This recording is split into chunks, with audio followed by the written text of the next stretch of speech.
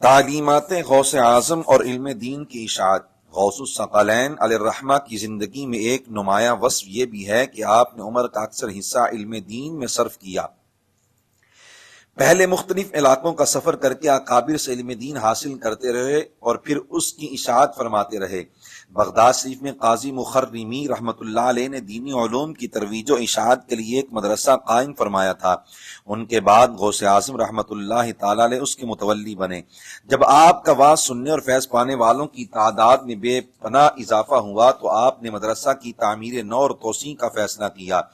لوگ حسب توفیق مدرسہ کے لیے تعاون پیش کرتے، مالدار مال حاضر کرتے اور جن کے پاس مالی وسعت نہیں تھی وہ اپنی طاقت کے مطابق خدمات پیش کرتے۔ یہ مدرسہ حضور غوث پاک کی نسبت سے مدرسہ قادریہ مشہور ہوا۔ آپ نے اپنے عقیدت مندوں کے دلوں میں علم دین کی اشاعت اور دینی ادارے قائم کرنے کا جذبہ کیسے کوٹ کوٹ کر بھرا تھا، اس کا اندازہ لگانے کے لیے ایک واقعہ پیش خدمت ہے۔ مدرسہ قادریہ کی تعمیر نو کے دوران ایک غریب خاتون اپنے شوہر کے ساتھ حاضر خدمت ہوئی۔ اس کا شوہر دہاڑی دار مزدور تھا۔ کہنے لگی، یہ میرے شوہر محترم ہیں، ان کے ذمے میرا 20 دینار حق مہر باقی ہے۔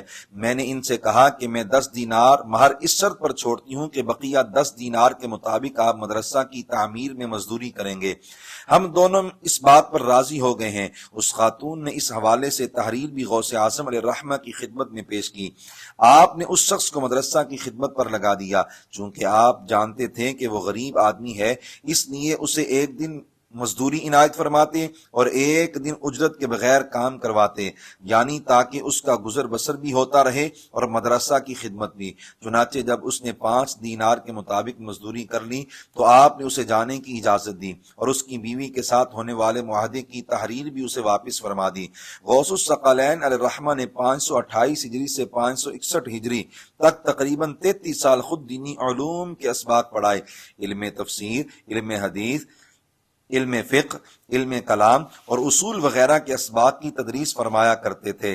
آپ کی اپنے طلباء کے ساتھ شفقت و محبت بے مثال تھی۔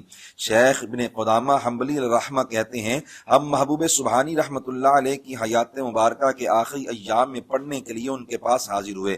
کہتے ہیں، فَأَسْكَنَنَا فِي مَدْرَسَتِهِ وَكَانَ يُؤْنِي بِنَا وَرُبَّمَا أَرْسَلَ إِلَيْنَا ابْنَاهُ يحییٰ فیسرج لنا السراج وربما يرسل إلینا طعاما من منزلہ وکان یصلی الفریضۃ بنا اماما۔ آپ نے ہمیں اپنے مدرسہ میں رہائش فراہم کی اور ہمارا بہت خیال فرماتے۔ کبھی اپنے شہزادے حضرت یحییٰ علیہ الرحمہ کو ہماری طرف بھیجتے تو وہ چراغ جلا کر روشنی کا انتظام کر دیتے۔ بعض اوقات اپنے دولت خانے سے ہمارے لیے کھانا بھجواتے اور فرض نمازوں کی خود امامت کرواتے تھے۔